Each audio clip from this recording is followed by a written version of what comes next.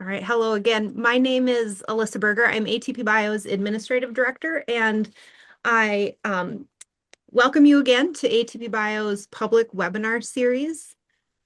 As folks join in, I just have a couple housekeeping items. So as a reminder, this webinar is recorded, and we make all of these presentations available on ATP-Bio's YouTube channel, so they're always accessible after our webinar. We do ask that you be a warm audience, and if you could, please turn on your cameras and keep those mics muted. And be sure to mark your calendars for our next webinar, May 19th, with Rose Marks, Life on the Dry Side, Understanding Desiccation Tolerance. So I'm going to introduce Dan Chen, who is our Strategic Partner and Innovation Director, who will introduce our presenter, Matthew Powell-Palm. So Dan, to you. Thanks, Lisa. It's really a pleasure to have a chance to moderate today's session and introduce Matt Powell-Palm. Many of you know Matt as he's so active in our community ATP-Bio, both on the academic and on the commercial side. From my perspective, Matt is the founder and CEO of BioChoric, one of our important IAB members and member partners. He's also president of the newly formed Maximize Bio. And on the academic side, he's assistant professor at TAMU. I think we recognize Matt as one of the rising stars in ATP-Bio, but we're not the only ones who recognized, his contributions and the trajectory he's on. Recently, he got the ASME Pi Tau Sigma Gold Award. In the past, he's also had the DARPA Young Faculty Award and the Dayong Gao Young Investigator Award for decided cryobiology. So I think that's recognition that of his accomplishments at this early phase of his career. I'd also just like to say that Matt is also helping us try to chart out the future of cryopreservation. He's a member of the X Prize Brain Trust, which is a group looking at trying to get investment from X Prize to really move the needle in cryopreservation across the board. He and a number of our partners and leadership from ATP-Bio are also joining in this to really catalyze investment in cryopreservation. So with that, I will choose Matt. Matt's here to talk today about the technological advancements in the field of organ cryopreservation, and I'll let you take it away. Go ahead, Matt. Thanks. Awesome. Thanks, Dan, for that introduction, which was probably warmer than I deserve. Let me get my... Okay, can you all see this? Okay, great. So first thing I'll note is that, I am something of a menace when it comes to being scheduled for speaking events. The poor scheduling team at ATP-Bio asked me for a title for this talk, and so we put in the most banal placeholder humanly imaginable so that, this morning I could decide what it is that I want to talk about. So instead of technological advancements in cryopreservation, we're going to talk about the evolving thermodynamics of cryopreservation, which is, these two things go hand in hand. And I'll apologize in advance for any background noise if you hear tropical birds or what have you. I'm on a remote research island off the coast of Oahu working on coral cryopreservation right now. So maybe that's part of what has put me in a more philosophical mood for this talk. Okay, without any further ado, my name is Matt Powell-Palm. I'm wearing my pedagogical hat today as a professor at Texas A&M University. Let's get right into it. So I want to start here with a postulate. A lot of you have heard me speak in the past about our sort of device level cryopreservation engineering, isochoric supercooling, this kind of thing, our sort of translational work in organ preservation. But I want to zoom out today and talk about the discipline of organ preservation more broadly, or of cryopreservation more broadly, I should say. So let me start with this postulate. I am proposing that if we could design an unfreezable, non-toxic, massively permeable, minimally viscous solution, we could cryopreserve anything. We could put it anywhere. We could arrest ice nucleation at arbitrary cooling and warming rates. We could use any kind of ramp or unramp profile because there's no time dependence to toxicity, so on and so forth. Why can't we do this? Well, I think one of the very most fundamental obstacles here preventing us from realizing this sort of, maximalist goal is that those different classifiers presented in the postulate above represent a really wide and divergent variety of thermophysical chemical phenomena. And we don't have sufficiently unified theory to even begin to weave them into a self-consistent phenomenological framework that we could use for solution design.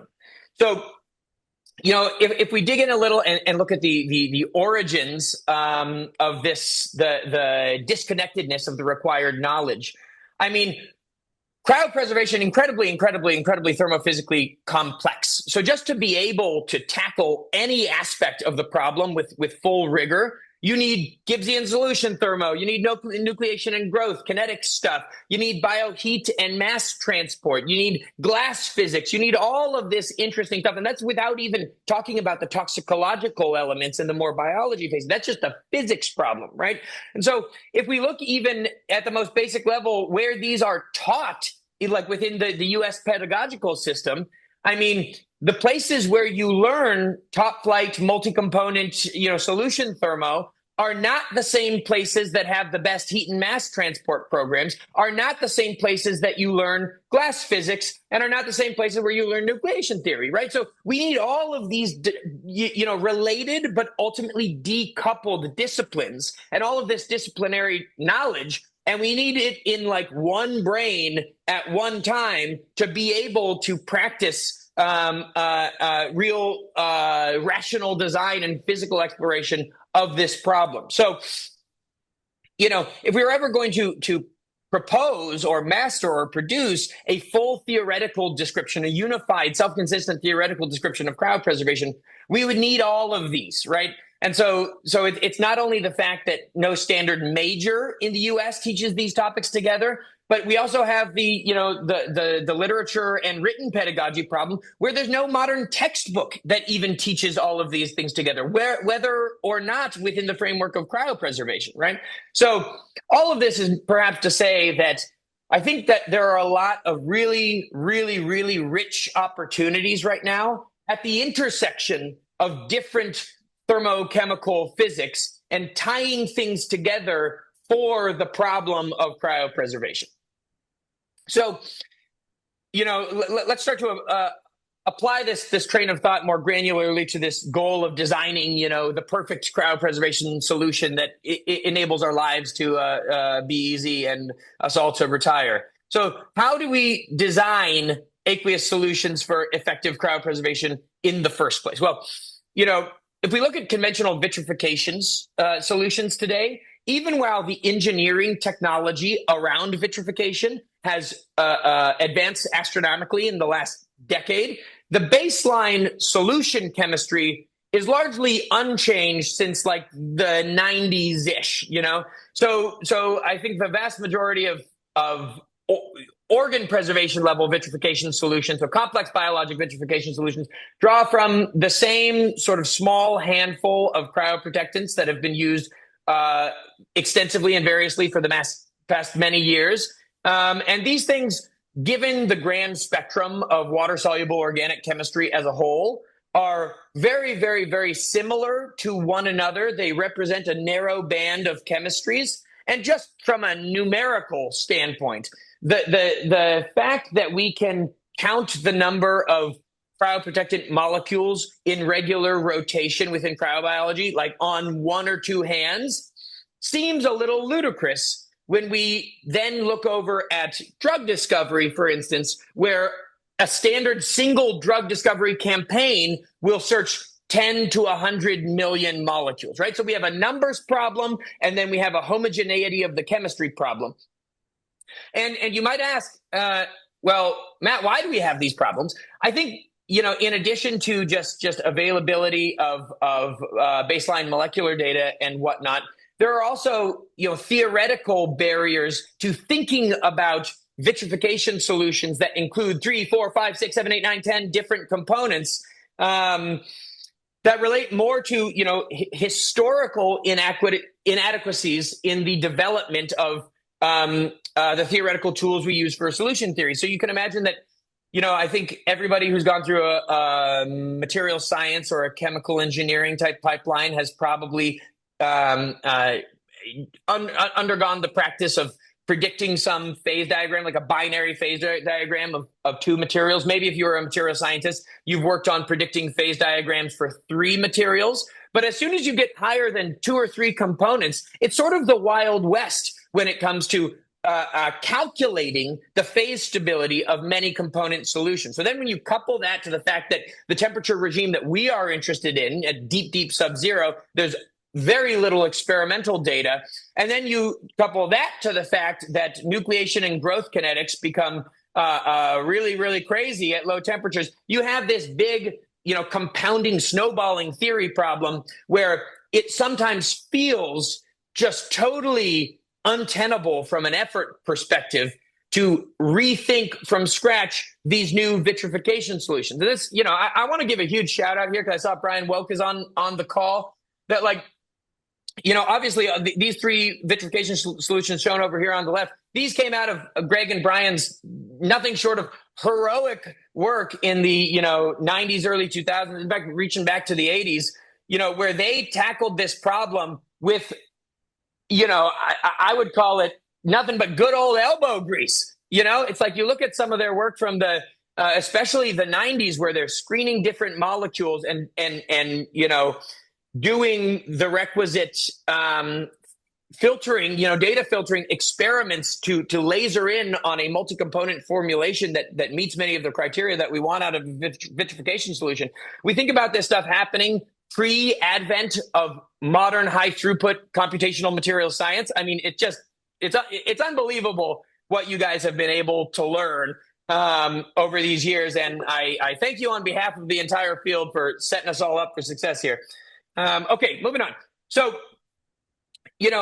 one partial solution to how we can start to open up the chemistry space accessible to vitrification is to do what Adam Higgins and Becca Sandlin and Allison Hubble and others in our field are now doing, which is to usher in a new era of high throughput CPA discovery, right? So this is borrowing the lessons of drug discovery and saying, hey, one way we can start to challenge this, one way we can start to overcome the challenge of vitrification solution design, cryopreservation solution design, is with more stuff. Let's look at more molecules and get ourselves more ingredients to throw into the vitrification pot. So just recently, in the last 12 months, the chemical parameter space represented in the vetted cryopreservation literature has grown by an order of magnitude, right? So, I show over here Adam's paper, really terrific in Scientific Reports, where they've screened some 25 non-acutely toxic CPAs and gotten simultaneous permeability and toxicity measurements there. And then Becca Sandlin, so I think this is still on bioRxiv, but looking at dose-dependent toxicity across many molecules and up to 4 or 5 component formulations. So, just in the last very recent past, we've started to stand up the high-throughput screening infrastructure to do a lot of toxicology measurements, right? And now there's a little bit of a slingshot or rubber band effect happening where we're starting to get this rush of toxicology data that we have wanted as a field for decades. And now we have this new and different question all of a sudden, how do we use this rush of new empirical toxicity data? Well, we need corresponding new integrated physical theory so that we can solve the cryo and the preservation, the thermal and the biological together. So that brings us to sort of the programmatic goal, or one of the programmatic goals of my research group right now, is to start developing unified physical theory that enables predictive design of next generation cryopreservation solutions and protocols. So additional tools that we can use to filter the empirical data that we get and make our decision for what the next solution is to test, right? So I think, as I've said, this requires mixing many flavors of thermo. And what I'm going to do here is talk about, I'm just going to give you a few vignettes of different things that we're doing in this space, which we are working towards tying together into a self-consistent, totally comprehensive framework for thinking about the thermal physics of cryopreservation. So let's start by talking about predicting multi-component solution phase equilibria based on pure component properties. So phase equilibria, and by this I mean the melting point. Glass transition temperature is not a piece of equilibria per se, but eutectic temperatures, melting points, solubility parameters, anything that shows up on a phase diagram, right? These are foundational to all thermodynamics and kinetics. But as we're looking at these thousands of new solutions being screened for toxicity by the likes of Adam and Becca, we do not have accordingly fast experimental tools to go test all of these things in the DSC right now. You compare like a 384 well plate format toxicity screen to doing 384 DSC measurements at 1C, 2C, 3C per minute.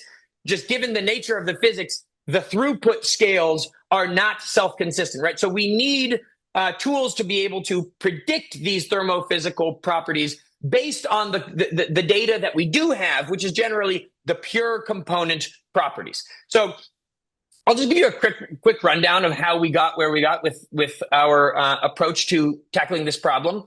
So a couple of years ago, we were thinking about the role of entropy in ice nucleation. Entropy, of course, one of the great unloved thermodynamic parameters that thermodynamicists think make the world go round, and everybody else, their eyes kind of glaze over when they're thinking about it.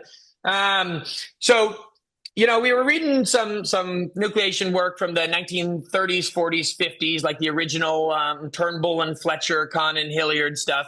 And, thinking back to Turnbull's original interpretation of the interfacial free energy between a crystal and a liquid.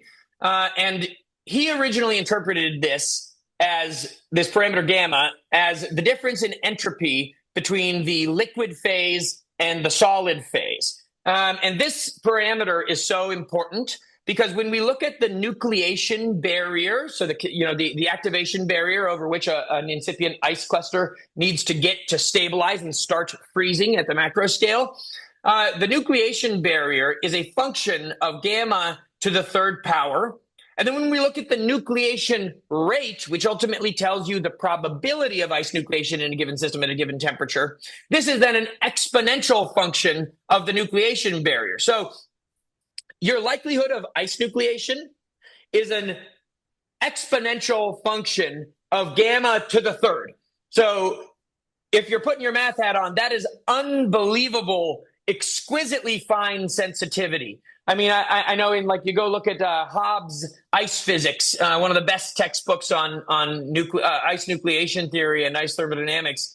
And he has a nice little case study in there where he shows that you can change the interfacial free energy of water and ice by 10% and get a nucleation rate difference that is 20 orders of magnitude, right? So J, the nucleation rate, is exquisitely sensitive to gamma.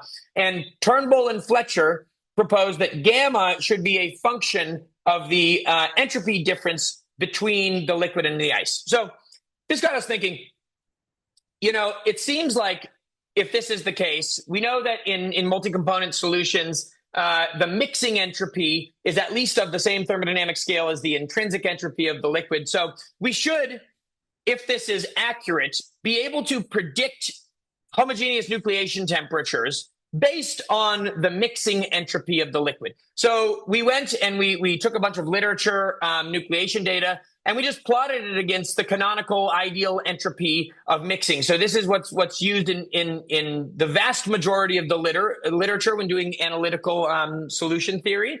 And we saw that there's basically no predictive power, right? So we look at the ideal entropy, we compare it to the nucleation temperatures, you get this huge spread, R squared of 0.5, basically useless.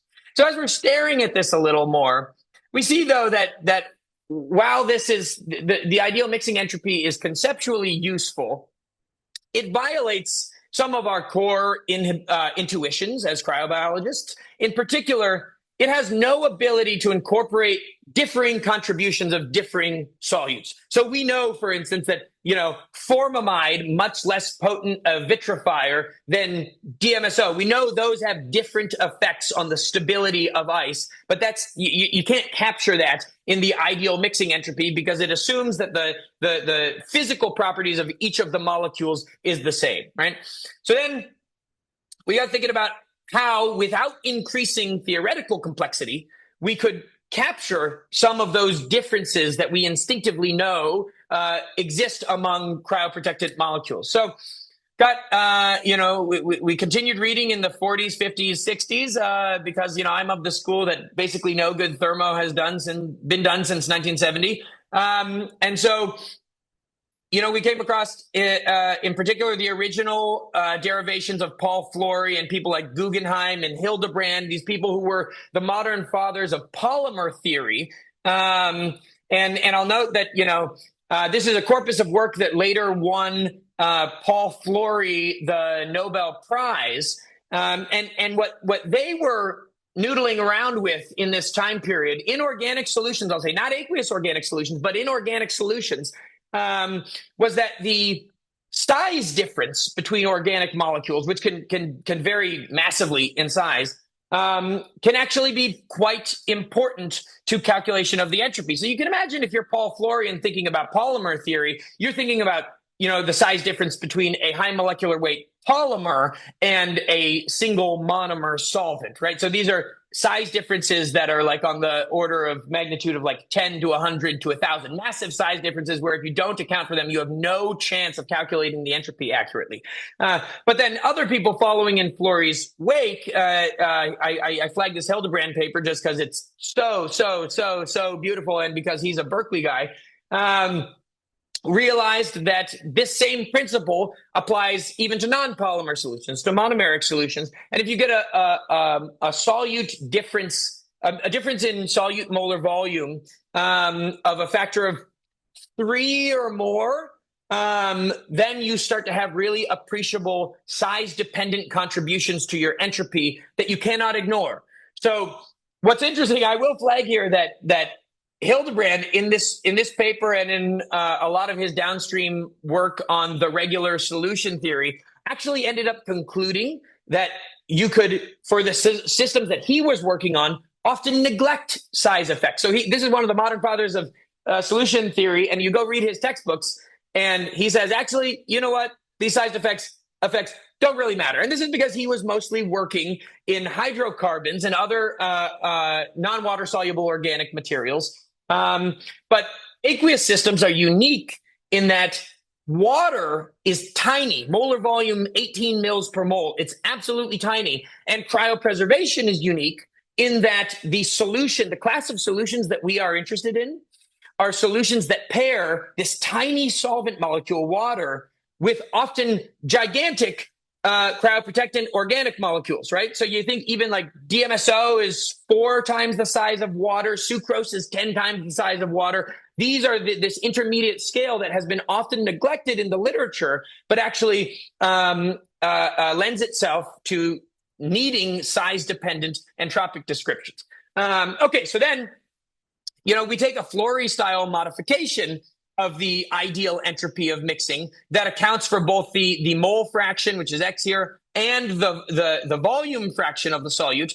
And so it's essentially encoding the molar volume of the solute molecule. And all of a sudden, this same nucleation data collapses onto one curve where we see that the size-dependent entropy of mixing beautifully predicts the nucleation. And I'll note that this is across, molecules ranging from very small things like, let's see, what's the smallest thing on here? Like urea, so there's 2 to 3 times the size of water, all the way up to PEG 20,000, right? And very chemically different molecules. So we realized that this was a powerful effect. And then this led us to ask, well, are we reading the right thing here? Like, is it actually that we've found some fundamentally better way of capturing the entropy of mixing in aqueous solutions, or is it some other effect that is being masked by this entropic form, like for instance, some other volume dependence or free volume type interpretation? So to test this question, what we decided to do was work backwards. Whereas you might start from working on equilibrium theory and extend to kinetic theory. We started with the kinetic theory here, and we said, hey, we should be able to back test this in a test of equilibrium chemical thermo. And if it still works there, then we know that we've really captured a piece of the thermo that is integral to describing this class of solutions. So what we went to do is derive a size-dependent ideal solution model, the SIS model. And so our premise here is that we're going to rederive canonical ideal solution theory using a size-dependent entropy of mixing, and thereby confirm whether the entropy descriptor works in equilibrium thermo applications and is generally predictive of the thermodynamics of this class of liquid. So I'll show you here just a tiny bit of the math, and I leave this mostly just in case any of the trainees watching want to go play with these derivations themselves, because I think they're really sort of elementally instructive. But to derive these things, all we're doing is we're starting from a description of the Gibbs free energy of the solution, which is just the Gibbs free energy of a mechanical mixture of the components plus some entropy of mixing term. All we're doing is we're swapping out the which entropy of mixing term we use. So ideal over here, size dependent over here. And then you take the derivative of the Gibbs free energy with respect to concentration, and you end at a chemical potential term, right? So the great workhorse of chemical thermodynamics, the chemical potential. Here's the ideal, the canonical ideal over here. And you see that what we get when we derive a chemical potential based on the SIS model is something really important. You get an outcome that is still totally analytically tenable, closed form, beautiful, retains the simplicity and elegance of the ideal model over here, but encodes some difference between molecules, right? So VRA here is the ratio of the molar volumes of your first component and your second component. And so just in encoding this tiny additional piece of information, it makes it so the chemical potential of one molecule is now not agnostic to the nature of the other molecules around it. So then we take this one step forward. We apply the Gibbs-Helmholtz derivation to get a Gibbs-Helmholtz liquidus form. So this is just a way of creating an analytical closed form description of the liquidus temperature, the melting temperature. Here's the ideal version. Here's the size-dependent version.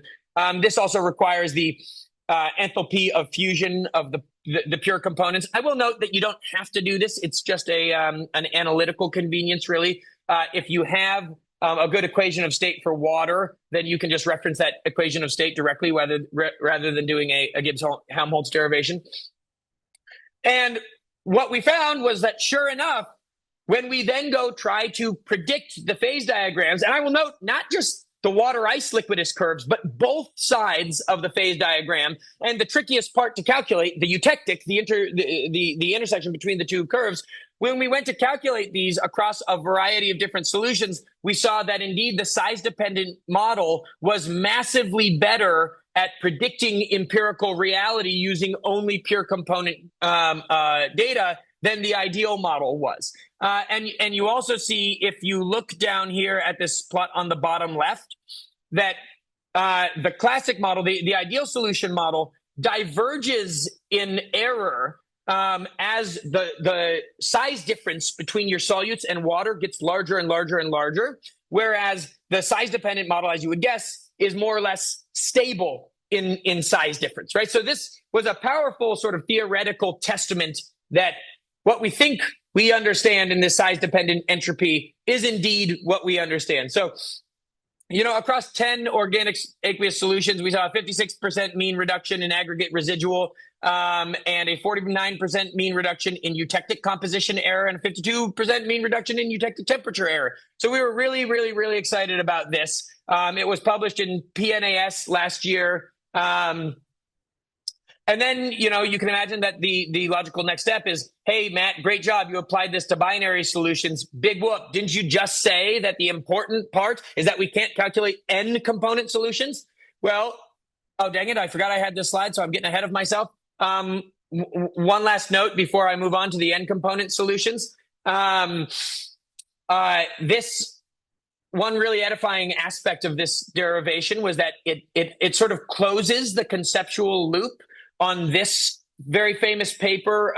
It was a Nature paper in the year 2000, where Coop, one of my personal heroes, identified that there appeared to be a thermodynamic origin to the ice nucleation temperature in aqueous solutions. So he's saying, like, hey, I know ice nucleation is a kinetic effect, but it seems like there's a thermodynamic basis for it, because when I describe things in terms of water activity, they collapse onto one curve, right? So he said, activity, the great predictor of ice nucleation. What is the activity? Well, it's the deviation of a solution from ideality. So what we've done by incorporating this size-dependent entropy of mixing is then go explain mechanistically the shift in activity that Coop was observing in 2000 in this paper.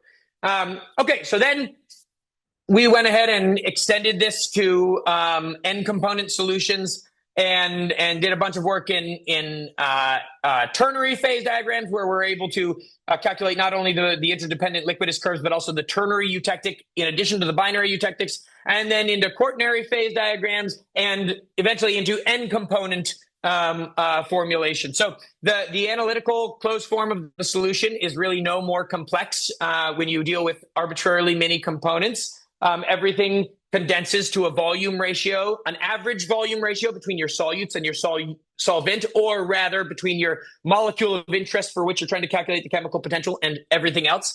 And now we can use this as a empirically powerful screening tool to, as we are developing or getting, for instance, new toxicity data, we can look at the melting point of that solution. We can look at intersolubility stuff. We can predict the compositions that will give us deep eutectic systems with really low eutectic points. And then we can also provide inputs needed for downstream kinetic calculations for supercooling, vitrification, mass transfer, you name it. So, we're really excited about this model, and happy to talk to anybody who is interested in using it, because it's so simple that I think it doesn't require any kind of a background in thermodynamics to use powerfully in Python on your own.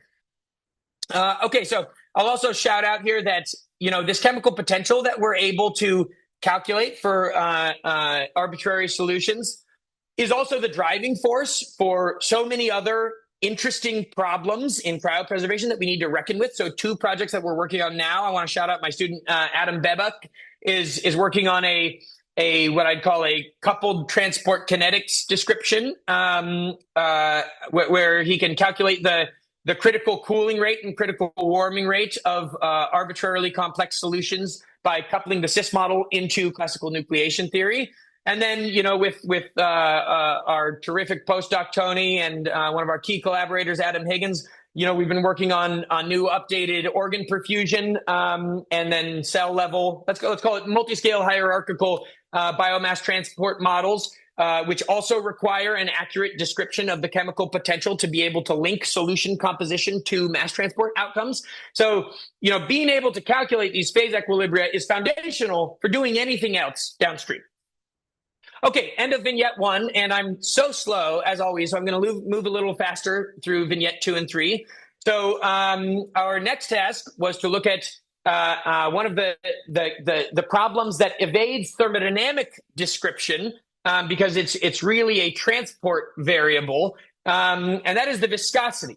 So here we've taken a different approach. Rather than on the front end trying to build analytical theory to predict it, we said, hey, we're far enough from a basic understanding of viscosity that here maybe we take an empirical approach. So we got an electromagnetic viscometer set up, and my student Sahil, in an unbelievable feat of elbow grease, profiled 120 solutions of 2 to 17 components drawn from a 20 CPA candidate set produced by Adam Higgins there, and then generated in his first clutch of data was 44,000 data points between 35 Celsius and minus 20 Celsius, and then he went and he fed the solution recipes plus this raw data into a physics-informed neural network to then machine learn the solution viscosity. And so if you're not familiar with physics-informed machine learning, what you do here is you have a neural network with a loss function just like normal, but then as a regularizer for that loss function, you encode analytical theory that captures known parts of the physics. So here, we included the augmented Adam-Gibbs model, which is one of the best proven ways of capturing temperature dependence and viscosity of multi-component solutions. And then the Caddy-Chuduri model, which is the sort of canonical, like ideal mixing multi-component viscosity model. So neither of these are, empirically predictive on their own, but both are known to capture, sort of broad strokes, parts of the phenomenology of solution viscosity. So you include these as a way of guardrailing your neural network as it is training, and it helps you to capture the physics better in your black box machine learning model.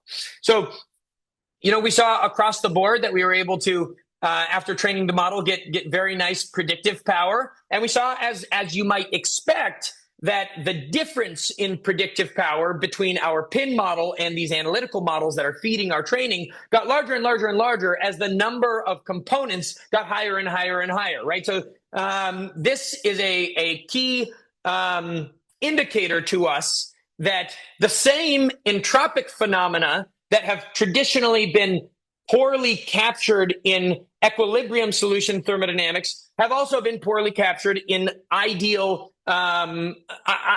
analytical predictors for viscosity, right? And so I'll show you one thing to give this a little more teeth, or two things maybe. So here are the parity plots for when we look at all 44,000 of these initial data points. This is the ideal mixing model. You can see there's quite big divergence here, several logs. There's not a very good predictor. We see that the augmented Adam-Gibbs model is a little bit better, but still many, many solutions. It's off by several orders of magnitude. A normal artificial neural network does a fine job, and the PIN network does the best job. And the interesting thing here, you might say, hey, Matt, I really have to squint to see the difference between the physics-informed neural network and the normal artificial neural network. Well, if you look at the table down here, the way that you know the PIN is working is that if you look at the in-training set, R squared, the PIN actually has a lower R squared than the artificial neural network. But when you then go apply it to a fully withheld test set, where now you're asking it to extrapolate outside the bounds of its training data, the R squared in the PIN method is higher, and so is the root mean squared error is significantly lower, right? So it's this extrapolability. This is the proof that the guardrails provided by the analytical models are working, right? And you're avoiding the overfitting, overtraining problem. So note one other important thing here that is telling us now, even though this is a black box model that is telling us valuable things about the underlying physics that sort of propel our downstream ability to talk about the unified physical theory, is that when we look at the residuals here, so the error across solution complexity, we see something really interesting, where the augmented Adam-Gibbs model and the Caddy-Chuduri model, these both diverge increasingly with more and more solution complexity, while the residual in the PIN model stays roughly flat, right? So this tells us that clearly there are entropic phenomena at play that are contributing to the viscosity that are not captured by analytical models. So now, last thing I'll say on this topic is where we're moving with this. I personally find black box machine learning models like so unsatisfying, because they, like here, they can give you hints as to the physics you're missing, but ultimately they don't tell you what's going on under the hood, right? And I don't just want predictive power, I want real understanding. So now we've carried this into an interesting new direction, where we've automated our viscometry platform. So we got a cheap $3,000 60OF robot arm, and we're now working on what some of the kids are calling like human AI co-learning applications, where we have a human student who is the master theorist, is then working with Claude Opus 4.7 and then this autonomous robotics stack to produce new hypotheses and then use the AI layers to generate optimal solutions to test those hypotheses. And then the robot goes and tests the solution, generates the viscosity data, and you get this closed loop emergent learning cycle. So this has been really interesting for us so far. I'm not quite ready to show you the closed form solution. It needs a little bit more work, but we're converging now at a closed form analytical solution that incorporates size-dependent entropy of mixing plus sort of hydrogen bonding functional group descriptor to then start to converge on root mean squared error of prediction that is even lower than the black box model, while giving us all of the power of analytical insight. Where, as an example of that kind of power, we can now go, do things like rank individual molecules based on their contribution to viscosity in solution, because we have an analytical description of which of their properties are contributing to it. So this is like, this may seem really simple, but this is so useful when you are sitting down thinking about designing a new bespoke cryopreservation solution and trying to weigh, either in your own head or through computational optimization, what molecules to use and why. And I will also note that in retrospect, I should have shown another plot here to demonstrate this, but I will note that like this order here, for instance, of contribution to viscosity does not correlate at all with the pure component viscosities, right? So if you go look at these various pure component viscosities, they'll be in a totally different order because, of course, there are much richer things happening when you put that component into water, given the very special nature of water's hydrogen bond network. Okay, I'm going to take just 3-4 minutes to talk about this last one, and then we'll have 10 minutes for questions. Final little vignette. A lot of people think a lot about the problem of cracking in organ vitrification. And, this is, I think, the bane of many a grad student's existence when they start messing around with organ preservation, myself included. And one thing that we noticed about the literature in the organ preservation, in the organ cracking space, is that there's a huge amount of really beautiful thermomechanics and thermal physics stuff, heat transfer and coupled mechanics simulations that have been done that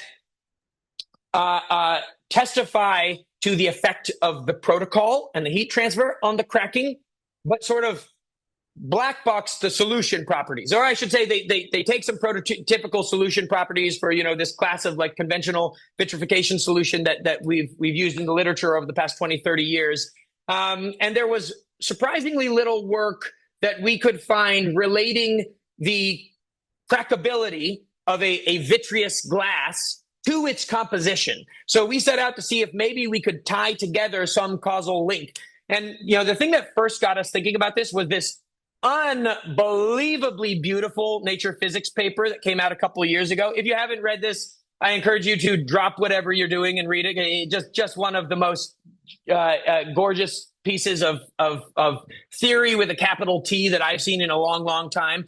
And what these guys identified is that there is a phenomena related or analogous to the Lindemann criterion that exists, or the Lindemann relation, I should say, that exists for glasses, right? So one of the key parts of the Lindemann relation is that, the melting temperature and the thermal expansion coefficient are inversely related in crystalline materials. Well, they found that the same holds for glassy materials, and it's a relationship between the thermal expansion of the glass and the glass transition temperature. And then they also found that there was a sort of a universal scaling relationship between the glass transition thermal expansion the glass thermal expansion coefficient and the liquid thermal expansion coefficient.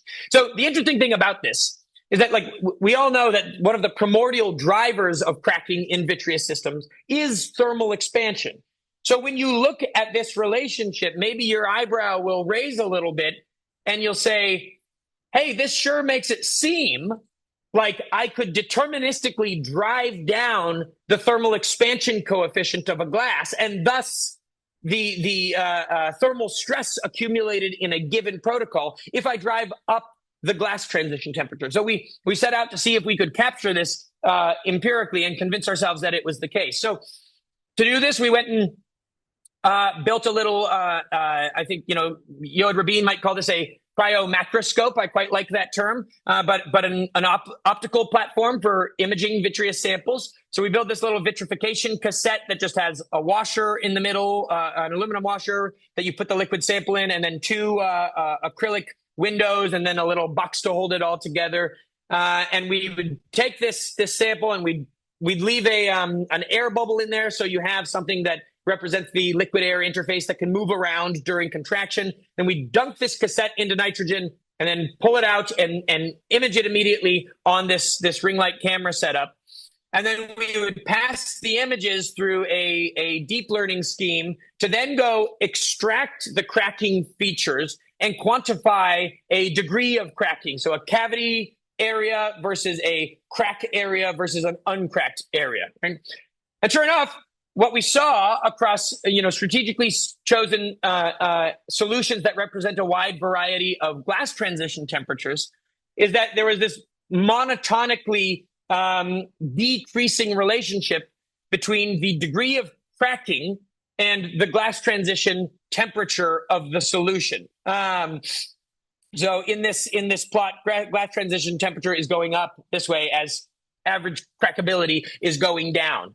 Now, this is nice, but it's sort of, it's a powerful empirical testament, but it's sort of ad hoc because it's only 4 compositions, and it's difficult to capture. You're trying to capture 3D phenomena in a 2D framework, whatnot. So to make sure that we really understood what was going on, we decided we need to also couple this to thermomechanics simulations. So here we took our inspiration from a lot of Yoad's excellent work in this domain.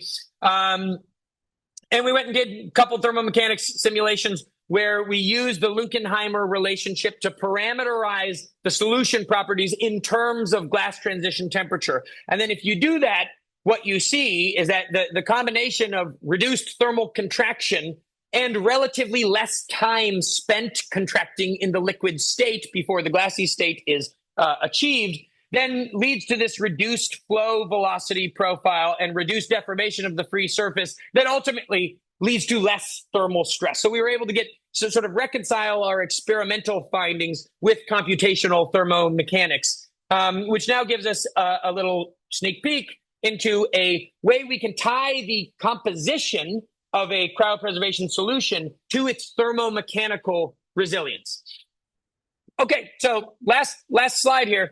You might ask, okay, Matt, what are you doing with these insights? Well, now we're working on assembling sort of the full theoretical stack. So, our general sort of workflow is presented here in brief. You start with some collection of new or canonical CPAs, and then you try to computationally design an optimal recipe based on this self-consistent the divergent but self-consistent pieces of physical theory, right? So now we're using various sort of computational optimization and active learning schemes that input all of this different data and spit out things that we think will be increasingly optimal, where optimal is essentially described as, the toxicity per unit thermodynamic stability. You want the lowest toxicity possible at a concentration where you can get robust vitrification.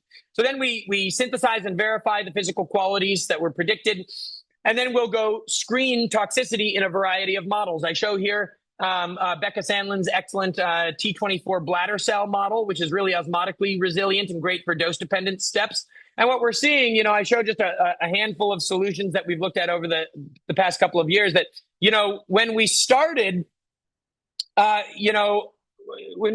we were looking, we in solutions that we could a priori determine would vitrify reliably. We were getting terrible toxicity profile. And then as we've continued on this, sort of unified theory optimization trajectory, we've been converging more and more on solutions that have very minimal toxicological burden at concentrations where they will vitrify. So huge amount of additional work here. And I'll note that, I want to shout out Adam Higgins, who is helping us in various additional screening models, Brad Wiegman, who is helping us in slice toxicity models, folks at the Allen Institute who are working with us in brain slice models. there's many different models to evaluate the downstream toxicology across, and many different models to evaluate the vitrifiability across. So this is, take this as a conceptual layout, and not the ground truth. But then once the solution comes out of this pipeline, you try and use it in organ, tissue, or organism cryopreservation. And I'll note that we're applying a lot of these principles today in a few short hours to the preservation of mature coral tissues here on Coconut Island in Hawaii. Okay, very last thing. If you are a trainee or a practitioner and you would like less hand wavy, more depth on any of these topics, me and Tony Consiglio have just finished formalizing a lot of these ideas in a book chapter coming out in Cryopreservation and Freeze Drying Protocols, edited by Wim Wolkers. This is up on archive right now, and it includes, a lot of what I talked about today, including much more, robust derivations and examination of the theoretical space, and then also includes a lot of fun topics I didn't get to talk about, like things like supercooling, thermodynamics, kinetics, and statistics, phase diagram prediction and construction, different frameworks for vitrification, you name it. So if this thermo stuff is interesting to you, I encourage you to check this chapter out. Okay, thank you for listening. I know that was a whirlwind. I want to thank my grad students who kick ass and take names every day in the name of thermo. I want to thank Tony Consiglio and Brooke Chang at BioChoric for doing a lot of this vitrification work with me. Thank my collaborators, Becca, Adam, and many, many, many, many, many more not pictured here. Thank all of my funders. Thank ATP-Bio for inviting me. Super happy to take any questions. Yeah, Matt, thanks for a terrific talk. We got a few minutes here for questions. People can feel free to put those into the chat. We got a few people that are like non-scientists and maybe non-thermodynamicists here online. Maybe you can talk a little bit about, say you figure this all out. We get the unified theory of CPA together, figure out toxicity, viscosity, phase change, all these things. Is this the single biggest problem that's facing us for translation of a lot of technology we're developing? What do you think what else do we have to solve beyond the CPA discovery problem? Yeah, I mean, as we are learning every day in painful ways, there's a huge amount of basic transplantation science that we need to figure out to couple these things together, and I would say the downstream, like biological and medical translational science that needs to accompany this CPA discovery is really important. But Dan,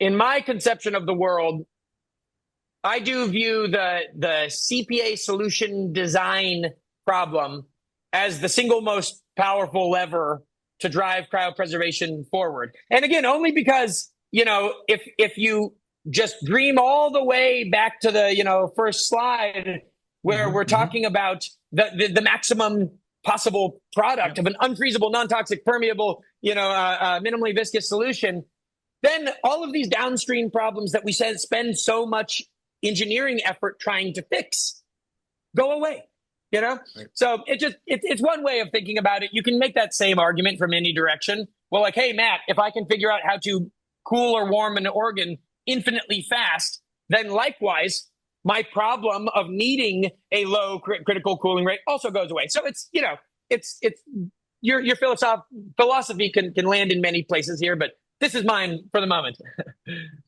Thanks, Matt. I see we've got Brian Walk has a question for you. Brian, unmute and ask.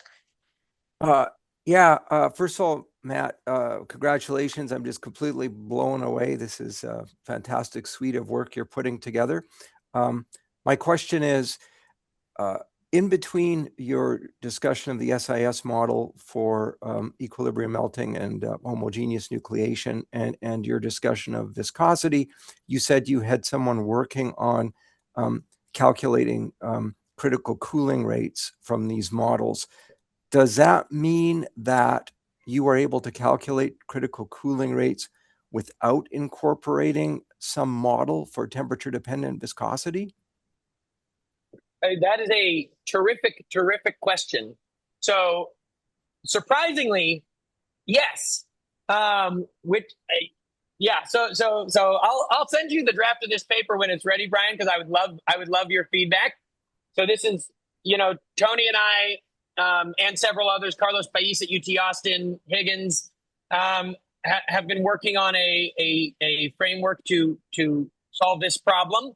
But what's interesting is one of our initial motivators for the viscosity work that we talked about second, there was two motivators. One was, okay, we need to be able to optimize room temperature viscosity or foresee viscosity for deliverability into an organ.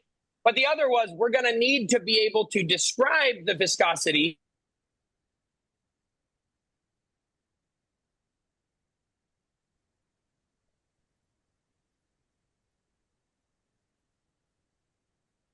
Oops.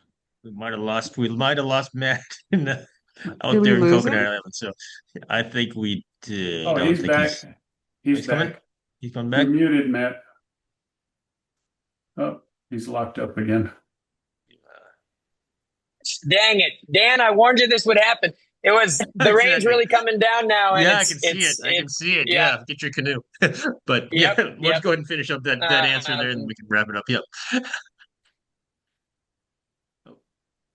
Yeah, sorry about that. Very short. We started looking at this viscosity stuff, thinking, hey, we're going to need viscosity to figure out how to deliver it into the organ, but we're also going to need it to inform the diffusion-limited kinetics at the end, in the low end of the nucleation stuff. What we've since found is that we don't need that. So we can ballpark basically the interfacial free energy dependence is so much stronger than the viscosity dependence that by capturing this entropic, the size-dependent entropy of mixing accurately in one of the two, you get the insight you need for both of them. Does that make sense? Well, does that just, but isn't the viscosity at low temperature intimately related to the ice growth kinetics? Or is it that for calculating a critical cooling rate, nucleation dominates over consideration of growth kinetics? It's that. So like, if you wanted to then calculate, like if I was working in metallurgy and I was freeze casting like an engine, then I would be very interested in the entire crystallization process, And then if I didn't have good low temperature viscosity, it would be impossible.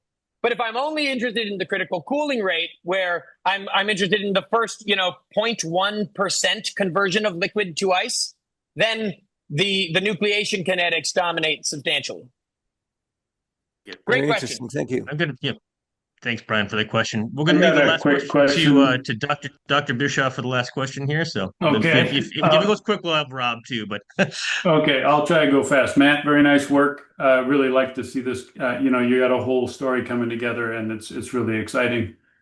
I'm predicting on your chemical activity that there might be an interesting conversation with Janet Elliott when you go to Cryo 2026. And I also see Nicole's put some good stuff in the chat there. Where would you look for experimental evidence of that chemical activity, the way you're looking at it, having impact in membrane transport processes? Is there an experiment that you've conceptualized already to show that this is active? Yeah, I mean, the beautiful thing about the chemical potential is that it's exactly equivalent in, liquidus or solubility measurements and membrane transport measurements. But like, if you're going and fitting any kind of a 2-parameter mass transport model, when you're calculating your osmolality, that is the driving force, that needs, you can get the osmolality from a chemical potential term. So you can, evaluate the quality of a chemical potential description based on goodness of fit in any kind of cell type that is an ideal osmometer, right? So this is how Janet has done it for the multi-solute osmotic virial equation, which I think is, in my mind, the best of these that exists. And I'll say right now that for solutes for which there are osmotic virial coefficients available, you should use that equation. That's a perfectly empirically accurate. I mean, it's beautiful. So I think where the CIS model fits in is when you can afford, marginally less perfect accuracy but at infinitely less background work needed to do the calculation, right? So like the only problem with the multicellular osmotic virial model right now for this problem of searching for many, many, many new CPAs is that you have to go do an experiment to get the osmotic virial coefficient. And we only have done those for, 10 molecules. Thanks. Good question. Good question.